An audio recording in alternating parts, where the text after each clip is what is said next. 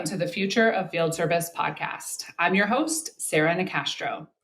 Today, I have two guests with me to talk about some of the ways that we can tackle the talent gap. We all know that this is a problem in all of the industries that we cover here at Future of Field Service. This challenge is only going to increase in the coming years, and so we are committed to bringing you as much content as we can to discuss some of the ways that you can prepare and take control of the situation. So today I have with me the authors of a book, one of which is Michael Solomon. Michael Solomon, hi Michael, is an established entrepreneur and the founder of 10X Management. 10X Ascend, Brick Wall Management, Musicians on Call, the Kristen Ann Carr Fund, and the We Are All Music Foundation. So clearly, Michael, you don't stay very busy. He is also co-author of the book Game Changer, which is a lot of what we're going to be talking through today. Another author of the book is Rishon Blumberg, who graduated from the Wharton School with a degree in entrepreneurial management. He co-founded Brick Wall Management along with Michael, as well as 10X Management and 10X Ascend, and also co-authored the book Game Changer. So we are going to be picking the brains of these two gentlemen today about some of the tactics that companies should be considering and deploying to tackle the growing talent gap. So before we dig in, gentlemen, do you mind just telling everyone a bit about yourselves? Rishon, I'm going to start with you. Yeah. So first of all, we've known each other since third grade. So what I'm going to say to you covers a lot of Michael. So he'll I'm sure he'll chime in with his own personal take on certain things, but basically we've done it all together. We grew up and born and raised in New York City. I'll take you back to sort of the 70s and 80s, which was really a very interesting time in New York. It was incredibly entrepreneurial in a wide variety of ways. We happened to be exposed very early on to people whose parents were in the music industry. And so for us, it was our first entree into a career path, which at the time we didn't know. We just knew, oh, so-and-so's, dad is a huge music entertainment lawyer, and so-and-so's mother co-manages an artist, and so-and-so's father is a concert promoter. And then we both sort of fell into the entertainment industry and started a management company in 1995, Brick Wall Management. And then that sort of led naturally over the course of about 15 years to the creation of 10X Management, when we saw that there were different types of people that were being considered talent. Like, I think that one of the things that we'll talk about today is the fact that we believe all companies need to consider their employees as talent. Mm-hmm. They're so valuable to everything that a company does that they have to be treated that way. They have to be thought of that way. Once you start thinking about people that way, you really start to treat and value them in a different manner. So we started to think about different types of talent. Like, we saw that chefs were having managers and agents. There's celebrity chefs all of a sudden that need representation. And so we felt that tech talent, where there was a huge supply and demand gap, would be an interesting place to test out the ideas that we had been running in entertainment for a long time. So we started 10X Management technically in 2012, but we really started the company in 2011. We launched the company, soft launched the company in 2011. And the book is really a culmination of the lessons that we've learned working with all this different type of talent over the course of the last 26 some odd years. So that's a little bit of background. Michael, I'm sure you can color in. I just need to, acknowledge that he glossed over some of our earlier entrepreneurial endeavors, not all of which were legal. So we had a great fake ID business, and we did keg parties in high school. And the only reason I bring that up is I think it just speaks to, I don't know that entrepreneurs are born versus made, but we definitely had the entrepreneurial bug from the beginning. And I think that's a through line that we see. And then the other through line being the talent and distilling the lessons that we've learned from managing what now includes musical talent, music producers and writers, some directors and filmmakers, and then over to tech talent and entrepreneurial talent, and getting to see, other than maybe people in a major talent agency who work with writers and athletes and actors and directors, we got to see such a broad base of talent and see what they have in common, and to distill that into this book, and why does that matter to companies now, and why do companies need to think about this differently. And even as we'll get further into this, but even as Rishon was using the word talent, I'm thinking about the difference between the term human resources department and talent. Like, which sounds important, which sounds valuable to the company. Right. And I just think that we need a really big paradigm shift about how companies think about the people that make their workforce happen. Yeah, that makes total sense. So first of all, kudos to you guys for staying friends through all of this. We're not friends. Okay, can't stand each other. And I think, I think the entrepreneur, I think it's a spirit, honestly. But I also think it's interesting that you bring that up. What led you to create the fake ID business back in high school, which, transitioned to another company, to another company, to another company.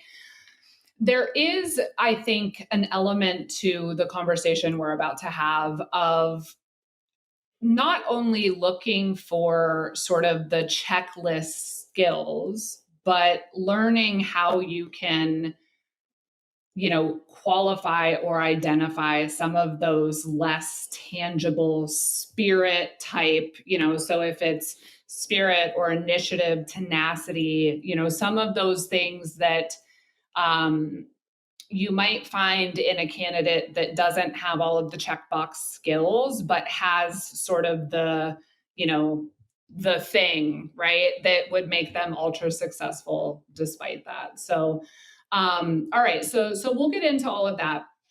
Now, Michael and Rishon and I spent a few minutes chatting before we started recording this podcast, and I found out some of you listeners know that I'm in Erie, Pennsylvania. There is a band from Pittsburgh, Pennsylvania that my husband loves called the Clarks.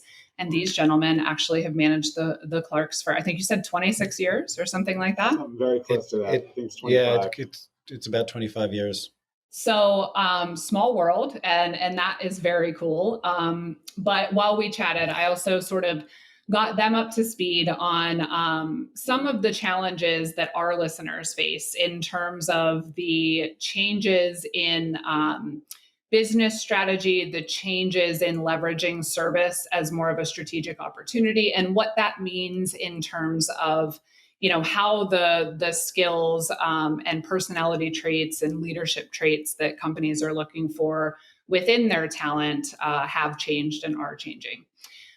So before we get into some of the nitty gritty, I guess, you mentioned this, Rishon, at a high level. You took some of your experiences over all of these years with all of the different types of talent you've worked with and put it into the book.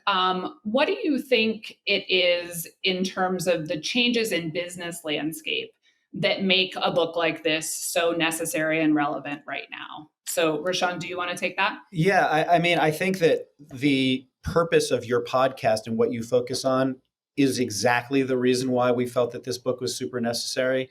So we had been working for about 10 years in helping to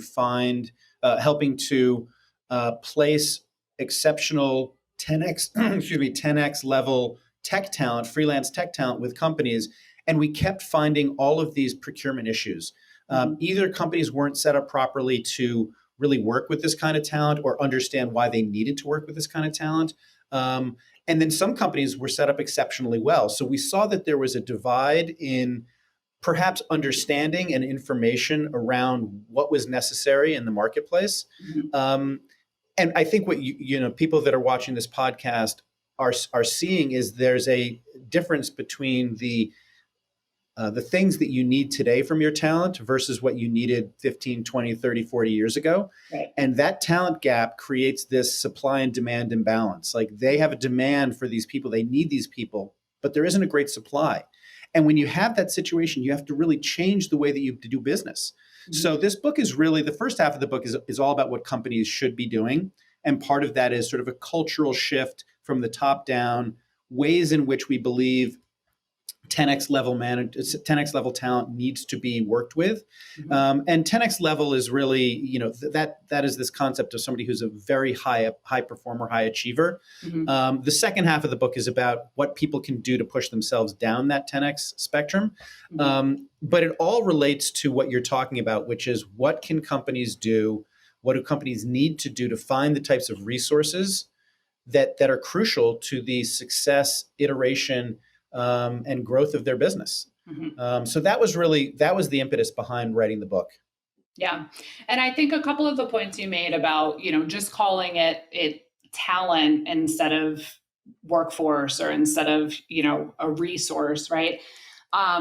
There's a lot of disruption in the industries that would be listening to this podcast right now. There's a lot of big change in customer expectation and customer demand. And I think there's a number of areas that we discuss quite regularly within our content where, you see organizations that are reacting quite adeptly to that disruption in multiple ways, right? And they're redefining their business models. They're redefining what their service offerings are. They're snatching up this 10x talent and recognizing the need to bring in a fresh perspective or to introduce a new area of the business, et cetera. And then there's people that are quite stuck in legacy thinking, culture, technology, and it's really holding them back from evolving at the pace that they need to. And so I think, discussing those things as it relates to, like you said in your book, how do you get ahead of this and how do you capture some of the talent that is in such high demand is really important topic. Michael, go ahead. I was just going to jump in there and talk about, one of the things that when we wrote the book, which was before the pandemic, we were writing and talking about the need to allow certain people to work remotely because they're going to give you better results that way. And you can get access to people you'd never otherwise get access to. And I don't want to say that was a radical idea because this had already begun, but we were really trying to help companies understand the value and the need for that. You fast forward over the last 16, 18 months, and not only do people want that, you now are seeing this huge wave of people who will not go back to the office. They're quitting their jobs when they're being told to come back to the office, which was was far bigger illustration of our point than we ever could have possibly conceived of. And that's one attribute. So when you start to think about your people as talent and you think about what does talent mean and how does talent get treated in the world, it's really about understanding who they are and what they need and what they want. And that doesn't mean that you have to be everybody. When we talk about this, they think, oh, we're just going to give them everything they want. They're divas. That's not where we're coming from. This is about sort of being human first and understanding that people have lives and nobody was born on this planet to work. That's not what we're here for. I don't know what we are here for, but I know no, that is not the purpose of being a human being. And right. We may derive pleasure and purpose out of working, but that's not the only thing. And as soon as you start to understand and look at what somebody is driven by, you now can appeal in trying to hire or retain or manage them to them. And that's the paradigm shift. Is it's no longer about what can you do for the company, but it's a little bit about how does the company fit into your plans. Right. Okay. So I have a few thoughts, but I want to take it in order. Okay. So I mentioned this to you a bit before we started recording, but let me sort of recap. I hate when I have to generalize our whole audience because it is a variety of different industries, different size organizations, different regions. It's, a global audience, et cetera. But for the sake of the conversation, I'm just going to generalize a couple of things in terms of the challenges that are common here in recruiting sort of this next generation of talent, right? So I mentioned the fact that, one challenge is the role itself is evolving, right? And so while companies are trying to seek talent, they're also sort of redefining it. which can be complex. But beyond that, we're talking about industries, manufacturing, HVAC, telecommunications, some things where these aren't necessarily the sexiest jobs, right? So, when you ask a 6-year-old, what do you want to be when you grow up? My son will say a firefighter or a doctor or a teacher. There's some common things that people visualize, and you don't really hear, field technician most often. I mean, I myself, when I entered this space 13, 14 years ago, didn't even know what field service was. So that's a challenge. So kind of the unsexiness, or even just the lack of awareness that these job opportunities exist, combined with, some of the verticals within the industries we reach are maybe not as glamorous as some candidates might seek. And then you do have issues with flexibility that maybe aren't as big of a consideration in, tech, for instance, right? So travel requirements, set schedules, service level agreements, et cetera. So those are some of the challenges. That being said, these folks are all faced with the need to manage the incumbent talent that they have while hiring a whole new generation of workforce to, carry the torch in an evolved and improved way. So, based on some of the things that you cover in Game Changer, even if it needs some modification for our audience, what are some of the elements that these organizations need to be considering in terms of what today's talent is seeking? So, Michael, do you want to take that one? Sure. I think the starting point is asking the talent, what are they seeking? I mean, as you talked about incumbent talent, you have to survey that group of people to understand what they like and don't like about their jobs. And that's not something that I think many of these companies were giving a lot of thought to, but that may be part of what informs how you put out offerings to bring in the new talent or to train new people, because this is, I don't know enough about the specific field, but I have a feeling that it's going to be a requirement of the companies to build the runway to the talent of the future, to train them, to teach them, to create mentorship opportunities. And if you don't start out by understanding what does the talent want, what do they like, what do they hate, you're kind of shooting in the dark. And when a big part of what we've learned over our entrepreneurial journey is you have to start with a little bit of data. Like you can start with a hunch. I mean, our entrepreneurial background is that sounds like a good idea, let's do it. And it's only over the last 15 years that we've thought, that seems like a good idea. Let's see if it actually is. And then if it is, we can do it. And if it's not, we can iterate. So I think that the starting point is looking for what people want. And then also, as you're actually hiring individuals, understanding what is their why. What do they care about in life?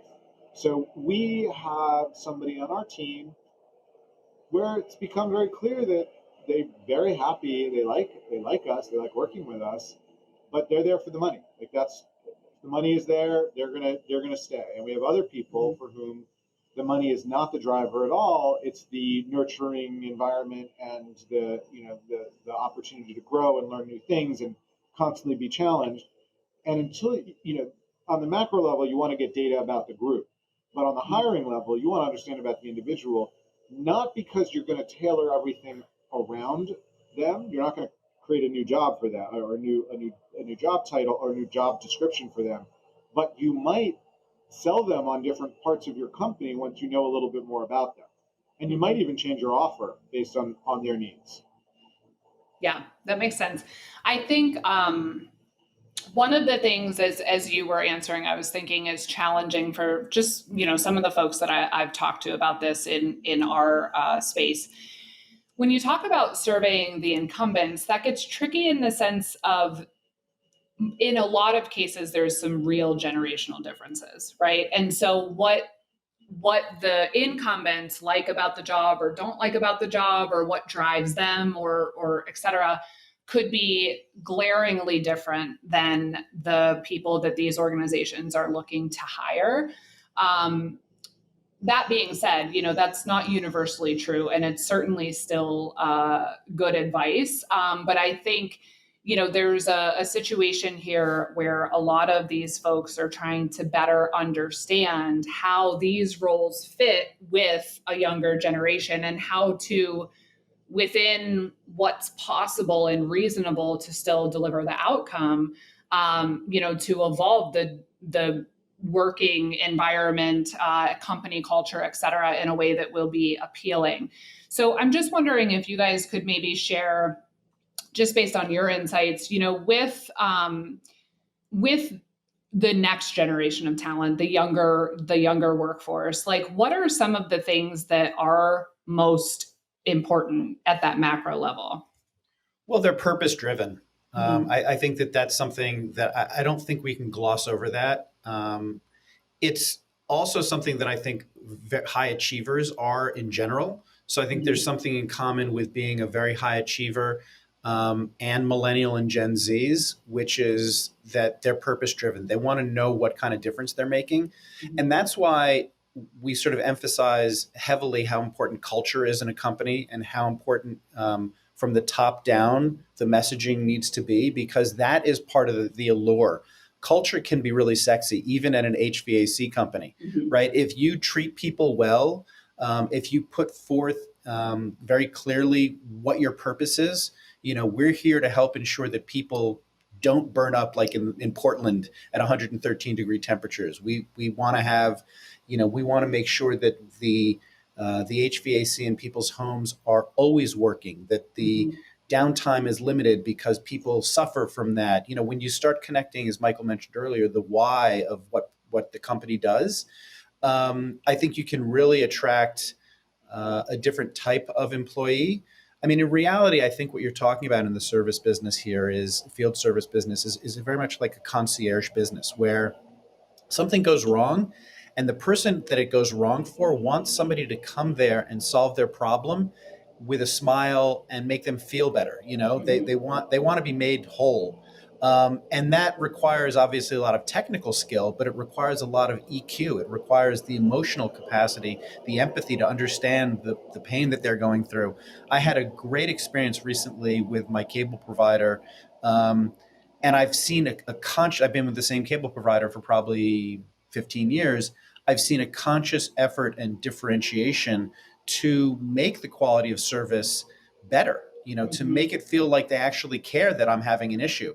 And that's got to be from the top down. That is a cultural shift at that company. And that is a huge differentiator. So that's what I would say is the number one takeaway. And I think to the point you're making, and this is going back to what we were saying earlier, is if you're interviewing somebody and you now know that they're mission driven, they care about the what and the why. If you're an HR person and you're still sitting there telling them about the benefits and the money is this and you get 2 weeks, and you're not talking about we save lives. We want to make sure people don't die in heat waves and cold snaps. And this is essential work, and we're not often thought about that way. And you can connect that to that person and make them feel like, oh my God, I'm going to be a frontline person. I'm going to be saving lives. And I'm being a little bit hyperbolic with all of this, but there's actually truth to it. I mean, Right. I happen in my power. Well, when you express those things properly, and by properly, I mean like you actually walk the walk and talk the talk, and you live that day in and day out at a company, you create many evangelists for your company. And that's really what great companies do and why people want to work at those companies, because other people talk so positively about it, both on social media.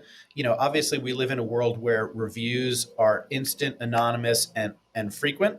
And one bad review can change the trajectory of a company. So you have to constantly be working to reinforce the culture that you have to create these evangelists who can really go out and talk about how wonderful it is to work with this organization that, yeah, okay, we're an HVAC company, but what we really are is this. We help ensure that people stay warm when it's cold and cool when it's boiling hot, et cetera, et cetera. You really change the narrative of what you're doing, and you can attract a different type of person.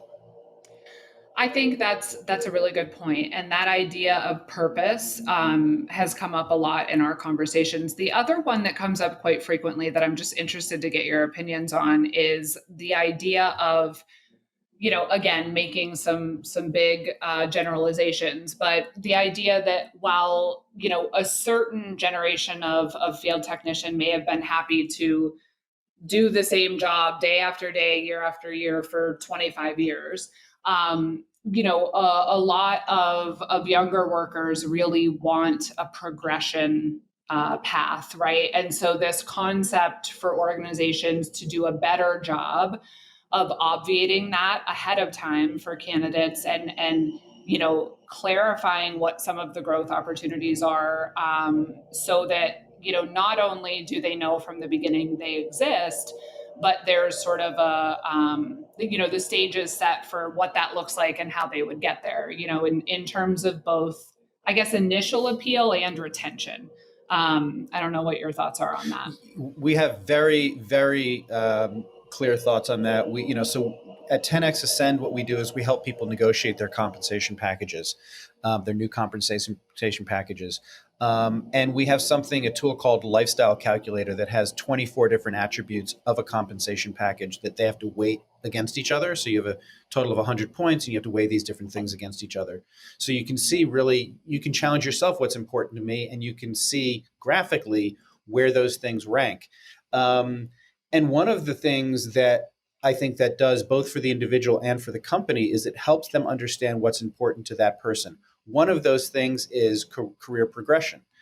So we want, anytime that ranks in somebody's lifestyle calculator, we want to make sure that question is asked very clearly of a company so that they know going in. And so I agree with you. I think that it's super important for companies to assess the importance of that for the candidate, but also to be out front and explain what that progression really looks like, what their expectations can be, what the timelines can be, what success metrics look like, what does success mean for that company.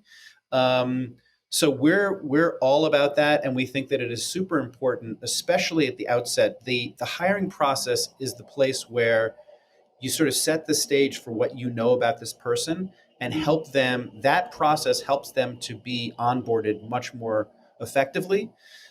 So I agree with you 1,000%. You've got to make those things clear. You have to understand as an organization what that is too, right? You have to be very intentional about this process. It's not sort of something you can wing. You have to know what the culture is. You have to know what your values are, and you have to know what your offerings are and what success looks like at the various offering levels. Mm-hmm. That makes sense. I would just add to that, I think that many of these service roles, there's not a natural progression for a whole cohort of people to sort of move up the corporate ladder. I don't think that works when you need that many service people. And part of what I think companies are going to need to do is recognize that some people will be able to move up and others we're not going to be able to advance them. And either we're going to be able to retain them by creating very specific retention bonuses that are, if you're here at the end of your third year, you get this, and if you're at the end of your fifth year, you get that.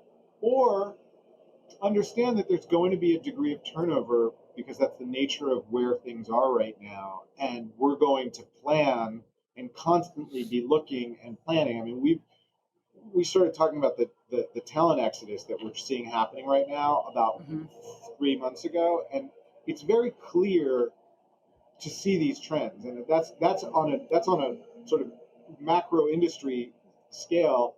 When you're dealing with the service industry and certain kinds of workers, you need to be reading the tea leaves. And surveys are one way. There's other data that's always being generated by industry leaders that's really important. And just going back to the survey for a second, the survey should be done in a way, if it's done well, where you can tell that young people have different needs than people who have been from a different generation, and what those are and how those, and people who live in suburbs have different needs than that's part of a well orchestrated survey, so that what you get in terms of data really informs your next moves. Makes sense. Okay. So Rishon, in the book, you guys talk a lot about the importance of trust. So while that might seem like an obvious thing. I'm sure you wouldn't bring it up if it didn't get overlooked or under prioritized quite often. So talk to us a little bit about trust and why it's so important, and maybe some of the reasons that it gets under prioritized or lost in the employee-employer relationship. Yeah. I mean, we come at trust from the angle of what managers need to do in order to effectively manage people. And that's where that bond of trust comes into play specifically in the book. And what's so crucial about that is if you are a manager who instills that kind of trust and faith from your team, the type of management you can do is very, very different. If they don't trust you and you don't trust them, it's a whole different ballgame from a management standpoint. So what we really talk about is ways that managers can develop trust, and also what team members can do to bring that, to earn that trust. But one of the things, obviously, and this is a natural thing, is to really stand up and fight for the people on your team and ensure that they get the things that they need when they need them. We believe a manager's job is to provide an environment for the team to succeed, not necessarily to become an impediment themselves.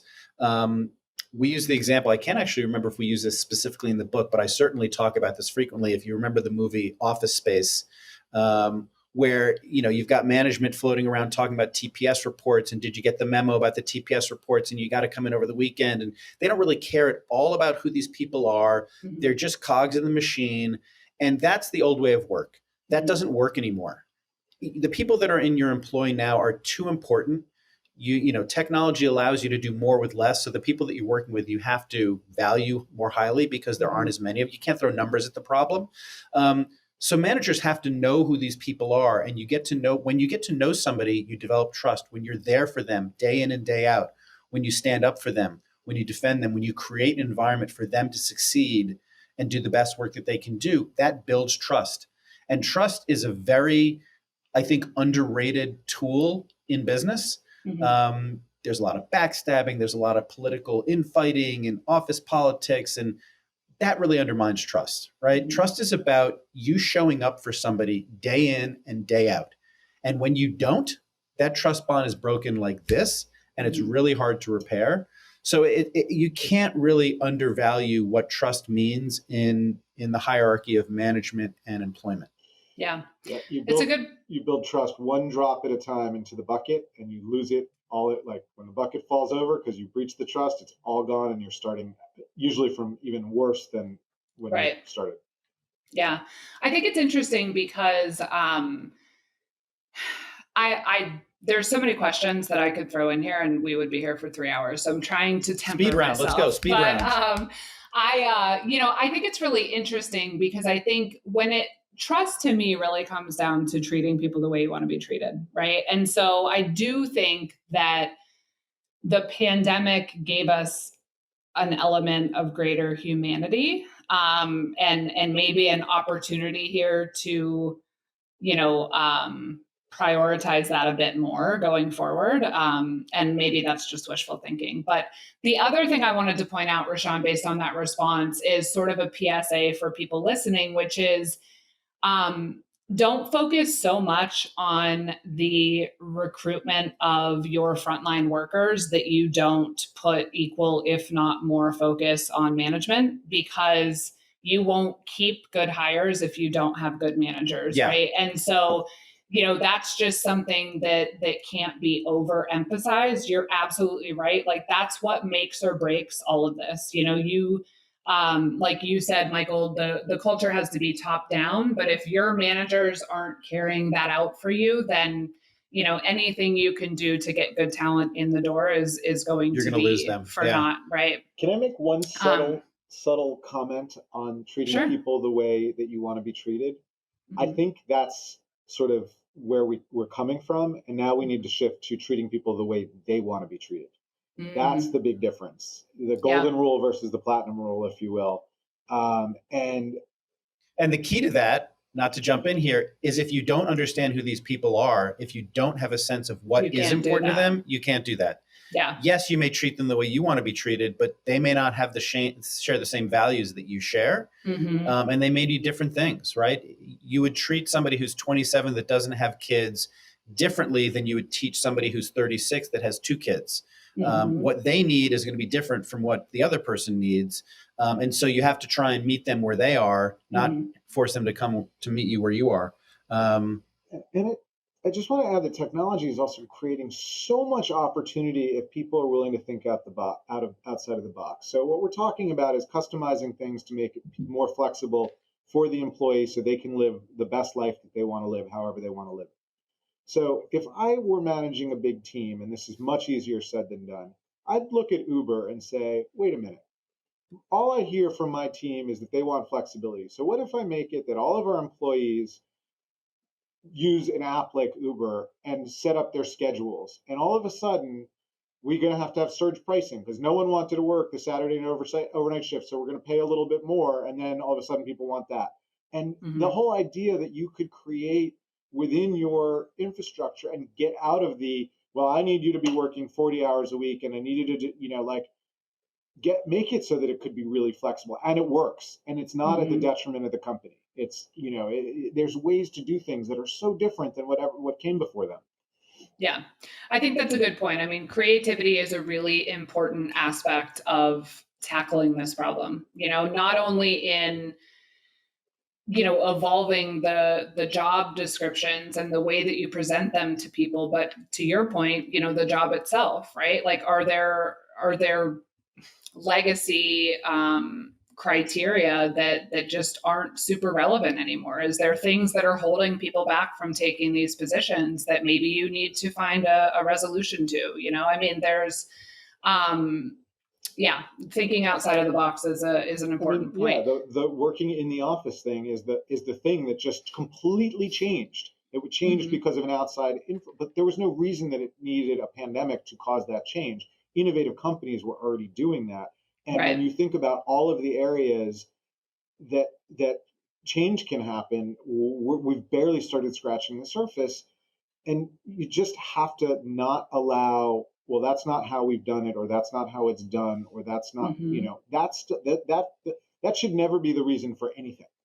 That can be a reason for why did we do it that way? Right. But that's it. Yeah. I think too, it just made me think, Michael, that, you need to look not only at your competitive set, but far outside of it for inspiration on how to be creative, right? So like you said, the innovative companies are already doing it. Well, if you're someone listening to this podcast that's really struggling with hiring, now again, I'm not trying to minimize that this is a real proven challenge. Like, we're not talking about you're not trying hard enough, that's why you're not finding them. There is a gap, but you still have to do whatever you can do to do your part to close it. So don't just look at what's the other biggest HVAC company doing to get talent, but look at Amazon and look at, some of the companies that are having success.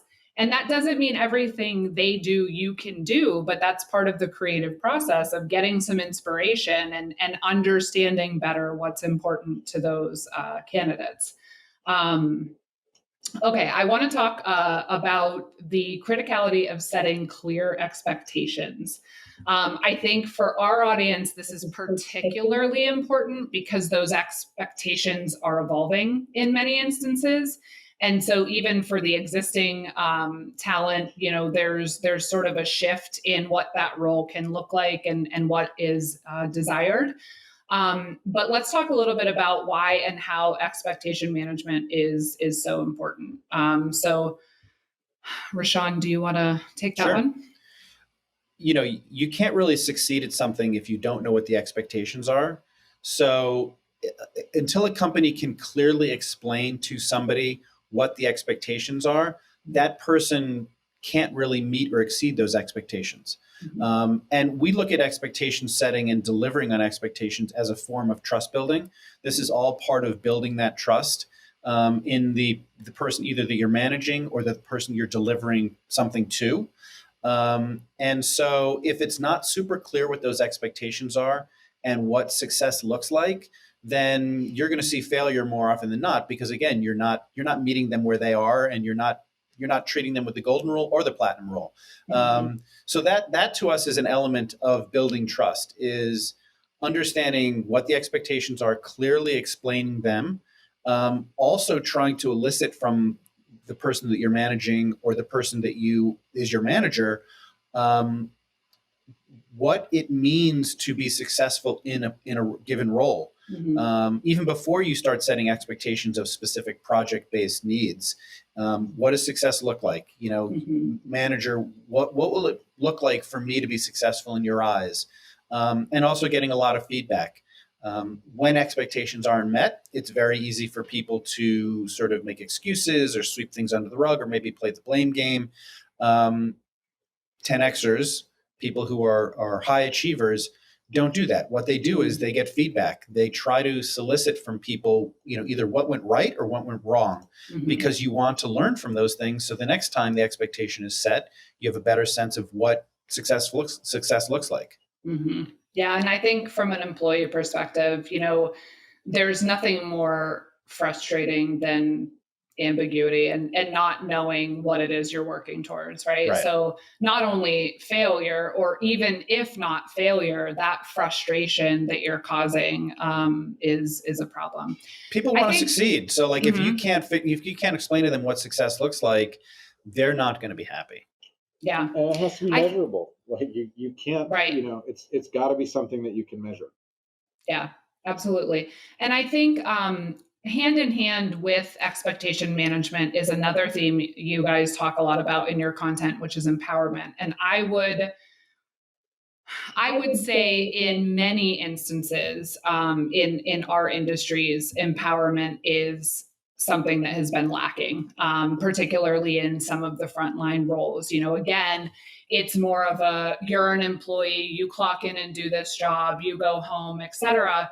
As the using service strategically changes, that whole relationship with that talent has to change, because it's no longer that type of vibe. It's more, hey, we're relying on you to build the customer relationships. You need to be a trusted advisor. You're our ambassador. You're our ambassador in the field. And so if these companies want to have talent that will take that on, there has to be an element of, hiring good people and setting clear expectations, but then giving them the latitude to do it in a way that is authentic to them. So, Michael, do you want to talk a little bit about empowerment? Yeah, I was actually going to use an example that I think I read about, and we knew somebody who was involved, but in New York City Parks Department, at some point in the 2000s, went from whatever system they were to saying, you employee own this part of the park,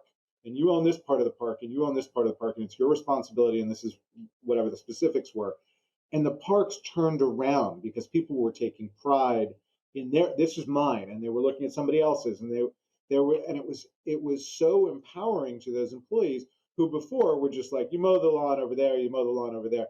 It allowed for a complete transformation, and it also allowed not only did it empower them to do the job and see the result, but I think it gave them a sense of ownership in a way that never would have happened with the prior model. And that's not necessarily perfectly applicable to field service teams, but I think the idea that you get out of that is really important. And again, technology, I don't want to keep coming back to this, but we happen to represent technologists. Technology is making it so much easier to do these things well. So this is creepy, so it's not the right example, but when the person showed up at Rashawn's house to fix the cable or do whatever they were doing, there is no reason that database couldn't have said, wife, Isabel. That's risky to say, how's your wife? Because maybe he got divorced. But the whole idea that you could create a system that allows for a little bit, the last person was here on this date, and this is what they did, and is that holding up well? And all of these things that are just so easy if you build them into your systems to make things seem so much more personalized. And also, if you're the person who's delivering that information, you get to have a different level of engagement with your customer. Mm-hmm. Exactly.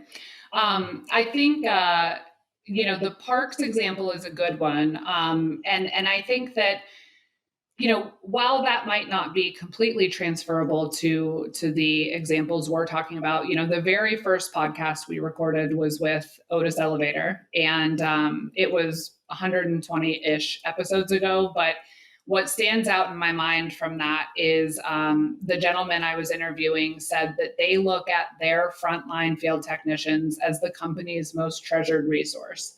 And I thought that was really smart because they recognize that in an organization that's trying to use service strategically, that is often the face of your brand, right? And there's a lot of power in that experience. There's also a lot of insight that those employees gain from those experiences that can be very valuable in setting strategy or deploying technology. And so, this idea of not just giving them a sense of ownership because you think it might be important to them or it might help them work harder, but really valuing that relationship and that input, I think is a really good point. Okay. I have already gone over time and talked long enough, but to close, let me ask you guys each one more question. So, Rishon, anything that we haven't talked about today, or to summarize a most important point, what would you give as sort of a last key piece of advice when it comes to finding, hiring, and retaining top talent? This is something we have talked about, but I want to underscore it again. And it's the idea of the top-down mentality, that you can have managers that are great, but if it doesn't come from the top down, it is not something that is going to be practiced company-wide, and it's not going to be practiced day in and day out. And culture being so important today, you're going to lose employees if you don't live the culture at every level. So to me, that's the biggest takeaway, I think, for companies, of all companies at this stage of the game, is you really have to lead from the top down. People need to see the head of the company, the C-suite, really living by the same ethics and values that they expect the lower level subordinates and or other team members and talent of the organization to live by. Okay, good.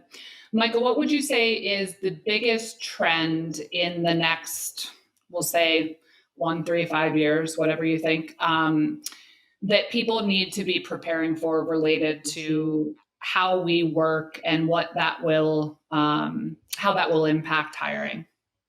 I'm sorry to say that I think the biggest trend is that jobs are going to continue to evaporate at record numbers and an accelerating pace. You mean automation?